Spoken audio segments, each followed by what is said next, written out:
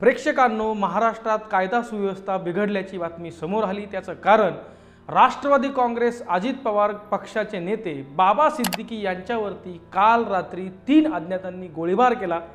लोकसभा निवडणुकीच्या आधी बाबा सिद्दीकींनी काँग्रेसची साथ सोडली होती आणि त्यांनी अजित पवार यांची साथ धरली होती।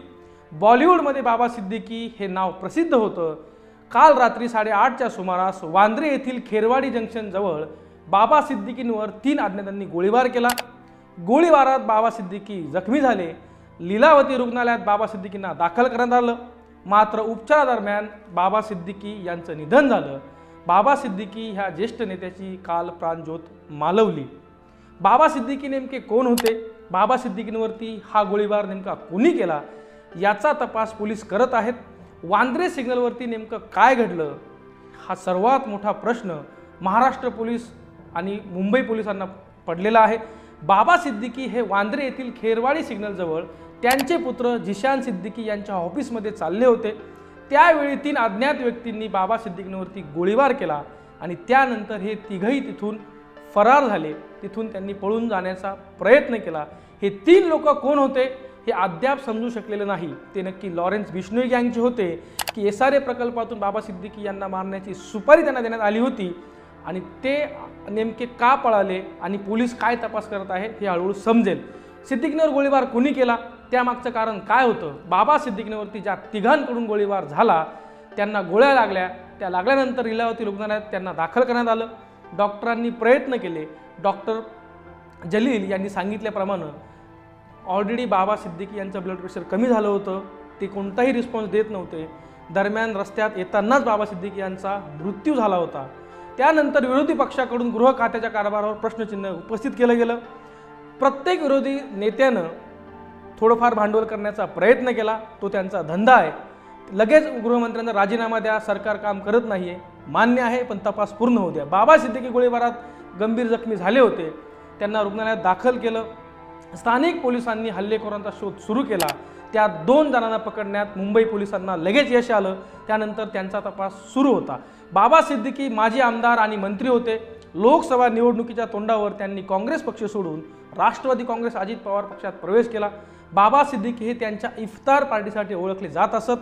त्या पार्ट्यांमध्ये शाहरुख खान, सलमान खान, संजय दत्त यांच्यासारखे बॉलिवूड स्टार्स नेहमी जात असत, हे तुम्ही पाहिलेलं आहे। बाबा सिद्दीकी यांनी सुनील दत्त यांच्या उपस्थितीत काँग्रेस पक्षात प्रवेश केला होता। बाबा सिद्दीकी यांना माहितीप्रमाणे आणि जो तपास सुरू आहे त्याप्रमाणे 15 दिवसांपूर्वी जीवे मारण्याची धमकी मिळाली होती।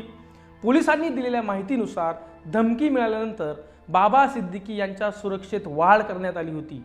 प्रेक्षकांनो, एखाद्या माणसाला निनावी धमकी येते, त्यानंतर तो माणूस पोलिसांना तक्रार देतो आणि पोलीस आणि गृह खात्याकडून त्या व्यक्तीला Y दर्जाची सुरक्षा प्रदान केली जाते।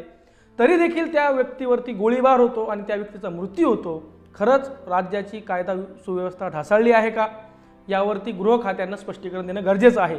शनिवारी रात्री ते वांद्रे पूर्वचे आमदार आणि मुलगा जिशान सिद्दीकीच्या कार्यालयात जात असताना त्यांच्यावरती गोळीबार झाला। दसऱ्या सणानिमित्त लोक बाहेर होते। 66 वर्षीय बाबा सिद्दीकी हे बांधकाम व्यावसायिक होते।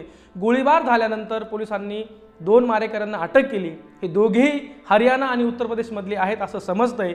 दोघेही बिश्नोई गँगचे सदस्य असल्याची प्राथमिक माहिती मिळते। तत्पूर्वी पोलिसांनी विविध अंगांनी या प्रकरणाचा तपास सुरू केला आहे। या गोळीबारामागे बाबा सिद्दीकी यांचं काही वैयक्तिक वैमनस्य किंवा शत्रुत्व किंवा राजकीय काही कारण होतं का, या अँगलने देखील तपास होतोय। तसेच बाबा सिद्दीकी आणि सलमान खान यांच्यात जवळचे संबंध होते। बाबा सिद्दीकी सलमान खान यांची घरं देखील फार जवळजवळ आहेत। त्यामुळे बिश्नोई गँगचा या गोळीबारात सहभाग होता का, हा सर्वात मोठा प्रश्न आता मुंबई पोलीस उलगडणार आहेत। त्याप्रमाणे हा तपास देखील करतो। या घटनेनं महाराष्ट्र हादरला आहे। पुन्हा एकदा कायदा सुव्यवस्था प्रश्न ऐरणीवर आला आहे। गृह खात्याच्या कारभारावरती प्रश्न उपस्थित केले जात आहेत। राष्ट्रवादी काँग्रेस शरद पवार पक्षाचे नेते शरद पवार यांनी देवेंद्र फडणवीस यांनी राजीनामा दिला पाहिजे अशी मागणी केली आहे। सोबतच काँग्रेसचे अध्यक्ष नाना पटोले वडेट्टीवार यांनी देखील सरकारनं गृहमंत्र्यांनी राजीनामा द्यावा अशी मागणी केली आहे। आपण आता जाणून घेऊ की बाबा सिद्दीकी नेमके कोण होते। कोणत्याही राजकीय पक्षासाठी सत्तेच्या बेरजेच्या राजकारणात बाबा सिद्दीकीसारखे कार्यकर्ते महत्त्वाची भूमिका बजावत असतात।